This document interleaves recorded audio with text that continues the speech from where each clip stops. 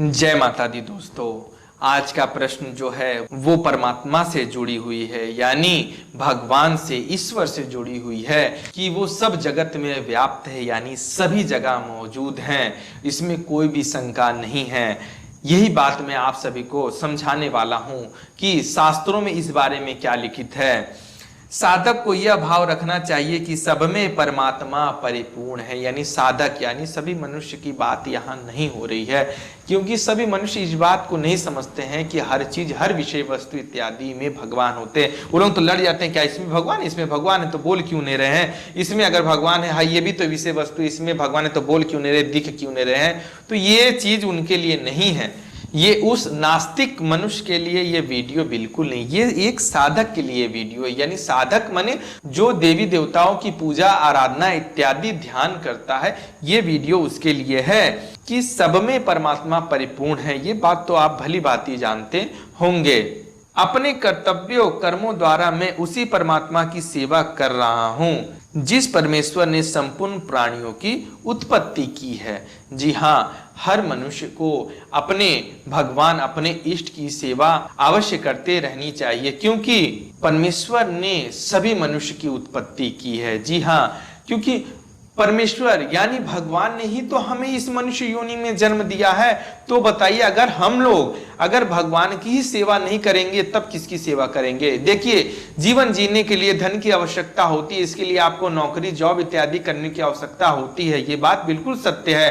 परिवार में जीना पड़ता है, उसके लिए भी पैसे खर्च होते हैं, उसी से जीवन चलता है, तो कमाना तो जरूरी है। साथ ही भगवत प्राप्ति के पथ पर भी चलना उससे भी अति आवश्यक है, क्योंकि अगर इस जीवन में आप परमात्मा को प्राप्त नहीं कर सके तो अगला जीवन आपको मिलने वाला नहीं है। उसके बाद आप सोच नहीं सकते कि आपको किस योनि में जन्म मिल सकता है। तो ये बात कभी आप नहीं भूलिएगा। अगर आप भगवत प्राप्ति के पथ पर चल चुके हैं या चलने का प्रयास कर रहे हैं तो उसमें आने वाली अड़चनों को नजरअंदाज करके आगे बढ़ते रहें, क्योंकि अड़चनें तो आती रहेंगी, अब वो भी परमेश्वर जल्द ही दूर कर देंगे। इसमें जरा से भी विलंब नहीं होगी। अगर विलंब हो रही होगी तो इसके पीछे कोई रहस्य, कोई कारण अवश्य होगा, तो घबराने जैसी कोई बात नहीं है। आगे बढ़ते हैं। उस परमेश्वर अपने स्वाभाविक कर्मों द्वारा पूजा करके मनुष्य परम सिद्धि को प्राप्त हो जाता है। यानी जो परमेश्वर की पूजा आरती आराधना ध्यान करता है वो परम सिद्ध को प्राप्त करता है। यानी अपने कर्मों द्वारा, माने जो भी मनुष्य अपने कर्मों द्वारा देवी देवताओं की पूजा अर्चना इत्यादि करता है वो परम सिद्ध हो जाता है। यानी मनुष्य को हर समय प्रयास यही करना चाहिए कि प्रभु का पूजन हो, यही मनुष्य का जीवन की सिद्धि है। जी हाँ, मनुष्य के मन में हमेशा ये चलना चाहिए कि किस समय, किस पहर जो हमें समय मिले कि प्रभु की आरती आराधना हम कर सकें, यही हर मनुष्य का कर्तव्य होना चाहिए। क्योंकि जो मनुष्य इस नियम को लागू करते हैं वही सिद्ध है, वही परम सिद्ध भी है। जिसके साथ जैसा संबंध माता पिता, भाई बहन, पति पत्नी, पिता पुत्र आदि का है, उनकी सेवा रूप पूजा उसी ऊपर के स्वांग के अनुसार करनी चाहिए, किंतु जागृति बनी रहनी चाहिए। इन्होंने मुझसे सेवा लेने के लिए ही यही स्वरूप धारण किया है। वास्तव में ये साक्षात परमात्मा मेरे इष्ट देव ही हैं। सेवा अपनी शक्ति के अनुसार शास्त्र विहित ही न्यायुक्त होनी चाहिए। मित्रों, मैं आप सभी को एक बात बता दूं कि आप अगर अपने इष्ट की साधना आराधना करते हैं, उनकी पूजा, उनका मंत्र जब उनका ध्यान करते हैं तो बहुत ही उत्तम बात है। आप भी भगवत प्राप्ति के पथ पर चल पड़े हैं तो जल्द ही आप परमात्मा के दर्शन अवश्य होने वाले हैं। साथ ही कई भक्त ऐसे भी होंगे इसमें जो परमात्मा को अवश्य ही चुके होंगे, चाहे वो सपने के माध्यम में हो, चाहे किसी भी रूप के माध्यम पे देख चुके हों, लेकिन वो अवश्य देख चुके होंगे। आज नहीं देखे होंगे तो आपका भी समय ही जल्द आने वाला है, क्योंकि परमात्मा हर जगह विराजमान है। वो आपके हर एक हरकत को भली भांति देखते हैं।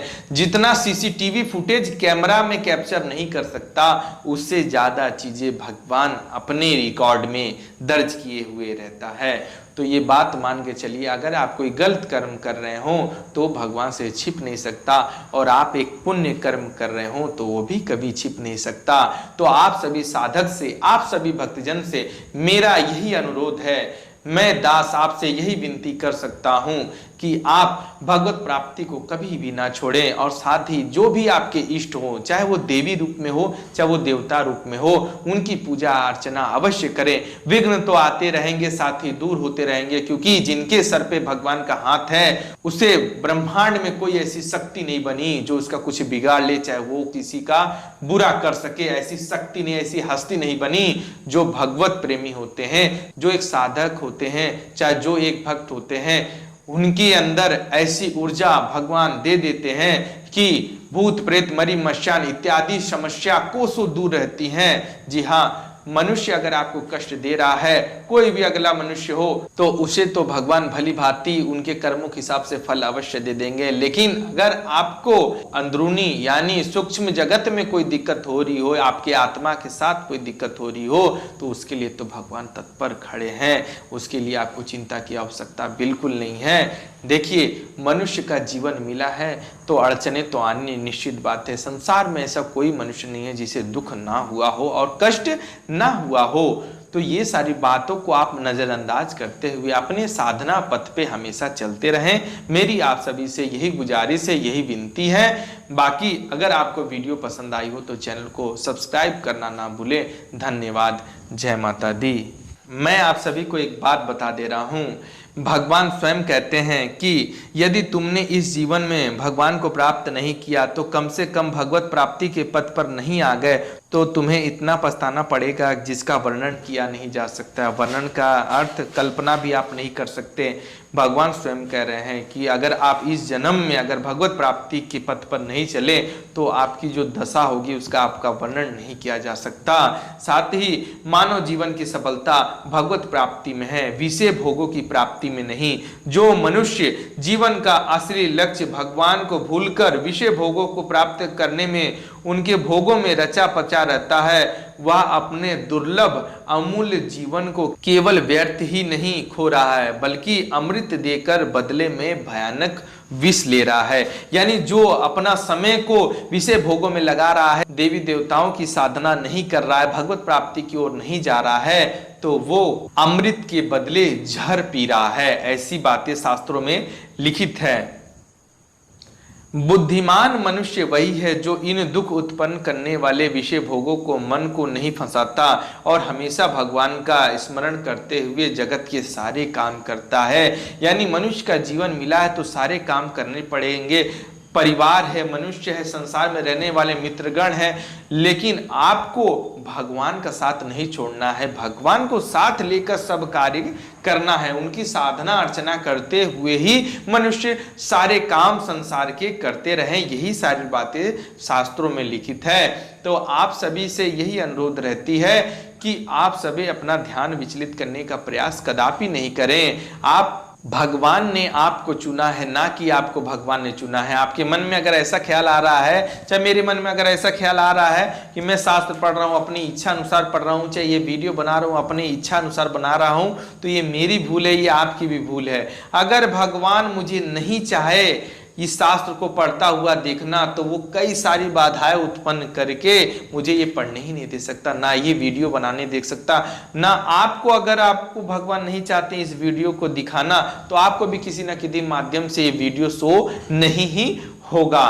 क्योंकि भगवान के जो भक्त होते हैं वो भगवान खुद ही पसंद करते हैं कि मेरे भक्त कैसे होंगे, कौन मेरी भक्ति करेगा अथवा नहीं करेगा। अगर आप उस योग्य हैं कि भगवान ने आपको चुना है तो इस सुअवसर को कभी भी खोने ना दें, अपने मार्ग से कभी भी विचलित ना हो। अगर जानकारी पसंद आई हो तो चैनल को सब्सक्राइब जरूर करिएगा। धन्यवाद। जय माता दी।